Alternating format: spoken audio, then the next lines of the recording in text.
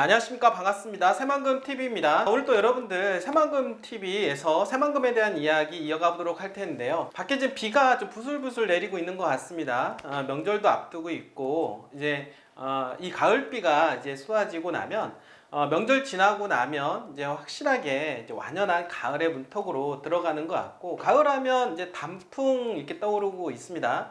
이제 산에도 이제 올라가시는 분들 많을 텐데요.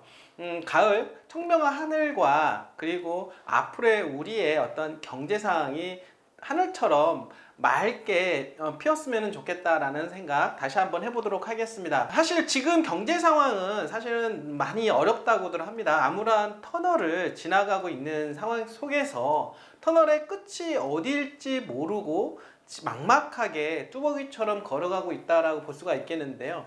그러나 여러분들 포기는 하지 마시길 바라겠습니다. 터널의 끝은 반드시 있기 마련이고, 여러분들께서 가기만 한다라고 하면, 걸어서 가든 차를 타고 가든 간에 가기만 한다라고 하면 결국에 마지막 그 빛은 보일 수밖에 없다라는 거, 여러분들 희망 잃지 마시고 항상 열심히 우리가 한번 오늘 또 달려가 보도록 하겠습니다. 새만금 하면 여러분들 2011년도에 삼성에서 재생에너지 관련해서 20조 원 이상 투자하겠다라고 발표한 적이 있었는데 혹시 기억을 하고 계십니까? 그러나 향후에 사업성이 안 된다라는 이유로, 아니면 글로벌 경기 침체로 인해서 더 이상 투자할 돈이 없다라는 이유로 사업을 철회했었는데요. 자, 그러다 보니까 그 이후로 삼성과 전라북도가 사실은 상당히 어려움에 부딪혔다라고 말씀을 드려보도록 하겠습니다. 그리고 삼성은 다른 지역은 다 투자를 하는데 유독 전라북도만 투자를 안 하는 대기업으로 가장 유명한데요. 투자하기로 했었던 것마저도 철회한 이후에 삼성에 대한 전라북도의 이미지는 좋지 않았다라고 볼 수가 있겠습니다. 하지만 그래도 대기업 삼성이 대한민국을 상징하는 삼성이 들어오면은 전라북도의 경기가 좋아지지 않을까 하는 그런 어떤 기대 속에서 정치권들 또는 많은 사람들이 또 응원을 하고, 어떻게 하면 삼성이 전라북도의 자리를 잡을 수 있을까 고민들도 많이 하게 되었는데요. 자, 오늘은 그런 전라북도의 물꽃 트는 이야기 좀 한번 해보려고 합니다. 이거는 상당히 상징적인 의미라고 볼 수가 있겠습니다. 정치권에서도 여러 가지 이슈화가 되고 있지만 실질적으로 삼성이 전라북도에 투자한 사례가 거의 없다라고 볼 수가 있는데요. 아무래도 삼성 내부에서 전라북도에 투자하는 걸 상당히 꺼려하는 것 같습니다. 자, 그러나 사실은 첫발이 중요하다고 볼 수가 있겠는데, 시작이 반이다라고 하는 말처럼 이번에 투자가 잘 이루어진다라고 하면 삼성이 새만금에 직접적으로 투자할 수 있는 그런 발판을 마련하지 않을까, 또 이렇게 생각을 해보게 됩니다. 지금 새만금은 대한민국의 미래다라고 제가 항상 말씀을 드리고 있는데요. 앞으로 올 모든 첨단 산업의 메카로 들어설 수밖에 없고, 그 첨단 산업 중에서는 반도체, 2차전지, 그리고 디스플레이, 향후 또 바이오까지 얘기를 할 수가 있겠는데요. 이러한 모든 산업들을 품을 수 있는 곳이 바로 새만금이라고 볼 수가 있겠습니다. 그리고 앞으로 중요하게 생각하고 있는 환경에 대한 이슈, ESG 경영이라든지 아리백을 신청할 수 있는 곳이 바로 새만금이다라고 볼 수가 있겠고, 이러한 부분들은 전 세계적인 트렌드이기 때문에 트렌드에 부합하는 곳이 바로 새만금, 그 새만금의 대기업이 앞으로 줄을 설 날을 기대를 해보면서 이 방송 시작해 보도록 하겠습니다. 자, 삼성에서 3천억을 투자를 하겠다라고 했습니다. 어디에? 전라북도 고창이라고 하는 지역인데요. 현재 고창은 부안 바로 밑에가 고창이라고 볼 수가 있는데, 부안에서 고창으로 연결되는 현재 노을길 대교가 취추진 중에 있다라고 볼 수가 있겠습니다. 이 대교가 만약에 들어선다라고 하면 이 고창 또한 새만금권이다라고 이야기하고 있습니다. 고창 또한 부안과 군산에 이어서 재생에너지와 함께 공동 개발을 추진하고 있는 곳이라고 볼 수가 있기 때문에 고창에서 시작을 하지만 향후에 새만금 내 군산이라든지 부안, 김제에 당연히 투자를 할 수 있을 가능성이 높아진다라고 말씀을 드려보도록 하겠습니다. 거기에 이어서 현대도 1천억 정도 공동 투자를 하는데요. 대기업들이 현재 모처럼 전라북도의 투자 협약 물꼬를 현재 앞두고 있다라고 볼 수가 있겠고, 특히나 중요한 거는 삼성이 전라북도에 지금 3천억을 투자하겠다라고 하는 의지를 보여준 것만으로도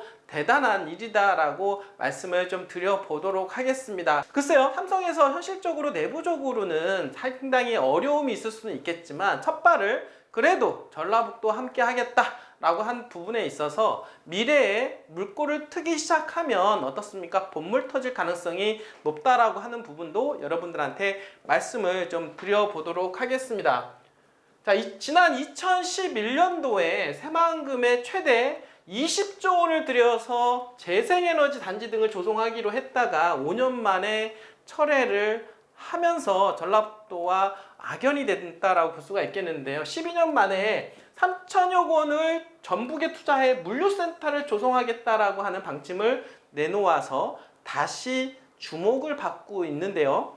여기에 HD 현대일렉트릭도 전북지역 해상풍력 사업에 군산입니다. 군산에 1,000억 원을 공동 투자하겠다는 협약식이 이처럼 모처럼 대기업의 전북 투자에 물꼬가 트이게 되었다라고 합니다. 20일 김관영 도지사와 심덕석 고창 군수 그리고 주식회사 삼성전자 김동욱 부사장 등은 전라북도 도청에서 3천여 원의 규모의 스마트 허브 단지, 스마트 허브 단지 조성을 위한 투자 협약을 체결했다고 하는데요. 이번 투자는 전북에 삼성이 대규모 사업장 구축을 위한 최초 투자 어디? 전라북도에 최초 투자 사례다라고 이야기하고 있는데요. 경기도 수원시에 본사를 두고 반도체와 전자제품을 제조하는 삼성전자는 남부 지역의 원활한 물류 유통을 위해 호남권의 대규모 물류센터를 조성한다라고 하는 계획이라고 볼 수가 있겠습니다. 이를 위해 삼성전자는 고창군 신활력 산업단지에 5만 4평을 매입해 자동화 기술이 접목된 첨단 물류센터를 건립한다라는 계획이고, 이 물류센터는 연내 건축 설계 및 인허가 승인을 위한 사전 절차를 진행하고 내년부터 착공해 오는 2026년 내에 준공을 목표로 추진할 예정이라고 합니다. 자, 고창에 들어설 삼성전자 3천억 원 정도 이상의 투자. 이번엔 MOU로 끝날 것이 아니라 진짜로 실질적으로 착공해서 완공, 그리고 삼성전자가 일할 수 있는 공간을 확보를 해서 많은 직원들을 품었으면 좋겠다라는 생각 다시 한번 해보게 됩니다. 이렇게 내딛는 그 첫발 속에서 새만금과 함께하는 삼성을 한번 기대를 해보도록 하겠습니다. 삼성전자는 물류센터 조성을 위해서 총 3천억 원을 투자해 500여 명의 직간접적 고용 창출을 계획하고 있는데요. 그간 삼성그룹의 전라북도 지역 투자가 전무한 상황에서 이번 고창 물류센터 첫 투자를 계기로 투자 물꼬가 트일 수 있을지 관심을 모으고 있다라고 볼 수가 있겠습니다. 한편 이날 현대중공업의 계열사인 HD 현대일렉트릭도 전라북도와 협약을 맺고 해상풍력과 신재생에너지 발전단지 조성에 투자하기로 해 주목을 끌었는데요. 현대 측은 오늘 2026년까지 약 1,000억 원을 미국의 세계적인 기업 GE와 공동 투자해서 군산에 풍력터빈 공장을 세운다라는 계획을 내놓았습니다.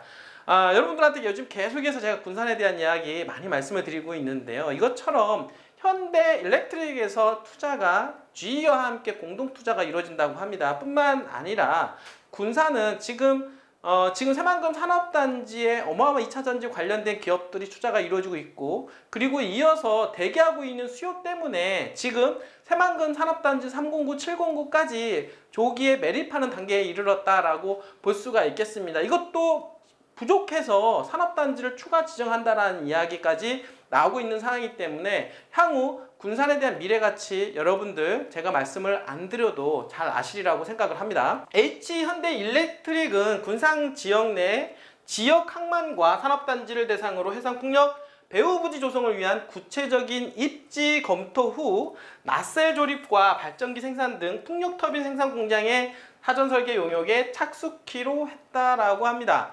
자, 이것처럼 어쨌든 간에 대기업이 많이 들어온다라고 하는 것은 그 지역이 발전할 수 있는 토대가 된다라고 볼 수가 있겠습니다. 저는요, 여러분들 군산에 대한 희망을 상당히 갖고 있다라고 볼 수가 있겠는데, 제가 군산에 대한 이야기를 할 때 사실 어느 지자체든 간에 사이클이 있다라고 볼 수가 있겠습니다. 물론 사람 인생도 사이클이 있다고 하죠. 경기도 사이클이 있고, 우리도 항상 잘 될 것만 같았던 사람들이 어느 날 갑자기 어려움을 직면하는 경우도 있고, 사실은 정말 어려웠던 사람이 어느 날 갑자기 잘 되는 사례도 있다라고 볼 수가 있겠습니다. 자, 그렇기 때문에 항상 겸허한 자세, 겸손한 자세, 여러분들이, 그리고 어려울 때나 그리고 잘 될 때나 여러분들이 항상 기대와 희망을 가지시고 살면은 좋은 날이 반드시 온다라는 거, 여러분들 저는 생각을 하게 됩니다. 자, 군산이 그런 모양인 것 같습니다. 군산은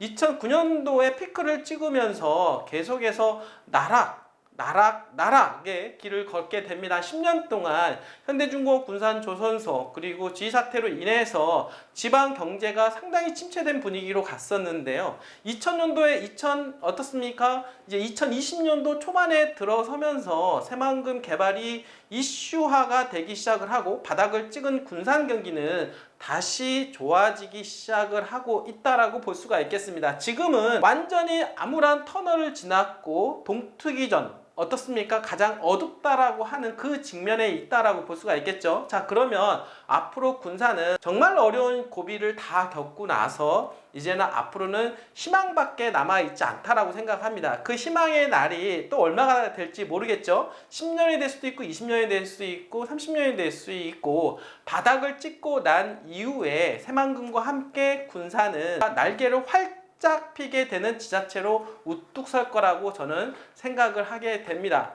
우리는 투자는 그러한 모습, 앞으로의 미래의 모습을 보고 투자를 하게 되는데요. 군산의 모습의 미래는 대한민국의 미래와 함께 간다라고 여러분들 말씀을 좀 드려볼 수가 있겠고, 군산은 희망이다 라고 제가 항상 말씀을 드립니다. 이런 희망의 메시지를 품고 있는 지자체에 투자를 하지 않으면 과연 어디에다가 투자를 해야 될까요? 바로 군산 지역에 새만금이 개발함과 함께 개발 이슈 호재가 되는 지역에 저희가 투자를 권유를 해드리고 있으니까요. 정말 투자에 관심 있으신 분들은 저희 새만금 TV에 전화 주시길 바라겠습니다. 자, 끝까지 시청해 주셔서 여러분 진심으로 감사드립니다.